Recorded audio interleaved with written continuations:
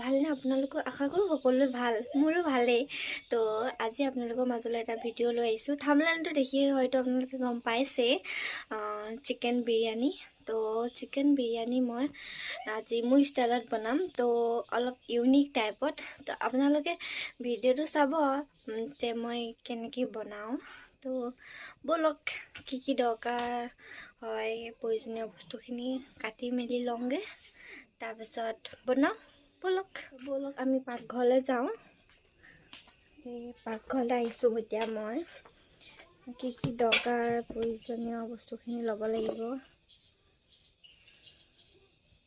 কাৰণে আমি পিঁয়াজ কাটি ল'ম ডাঙৰ চাই দুটা আৰু আদা ৰচুন এইফালে অলপ আৰু বিলাহী আৰু এইফালে মই বাসমতি চাউল তিয়াই থৈ দিছোঁ আপোনালোকে 1 ঘণ্টামান তিয়াই থ'ব চাউলখিনি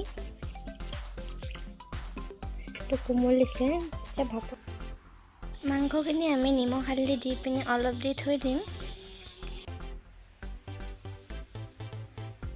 মই টুকি লৈছোঁ অলপ 1 ঘণ্টামান তিয়াব তো তাৰপিছত টুকি থৈ এয়া দৈ আৰু বিলাহী পেষ্ট এইফালে ইয়াতে মই যে আদা ৰচুন আৰু পিঁয়াজ গোটেইখিনি মিক্স কৰি দিলোঁ আৰু তেজপাত আৰু শুকান জলকীয়া কেৰাহী গৰম হৈ গ'ল এতিয়া তেল দি দিম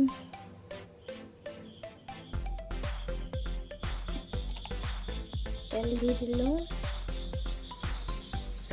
ফাৰ্ষ্ট এইফালে দিছিলে আদা ৰচুন পেষ্ট এনেকৈ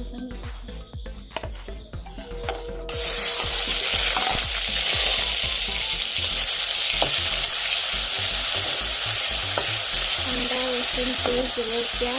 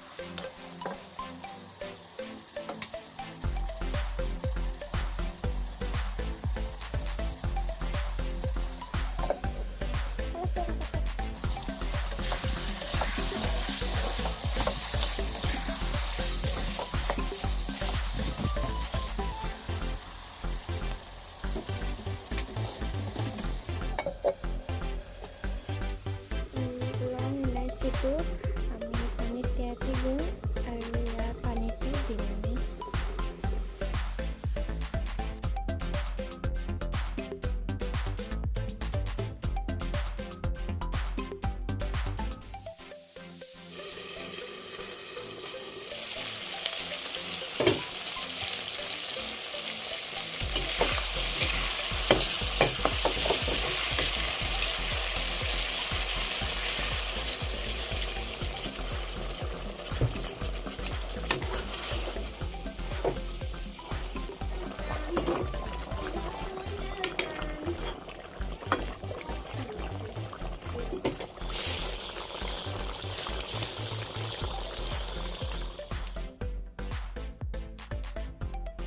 এয়া আমাৰ চিকেনখিনি বনাই হৈ গ'ল।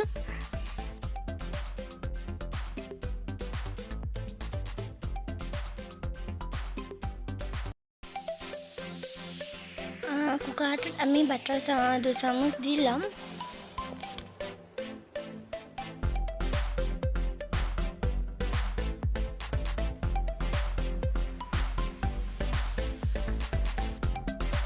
ইয়াতে আমি এতিয়া টুকি থোৱা বাসমতি চাউলখিনি দি দিম।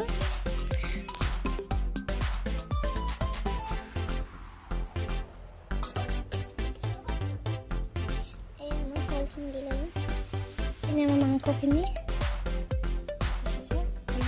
তো এইফালে চাউলখিনি দিছোঁ, ইয়াতে দি দিম।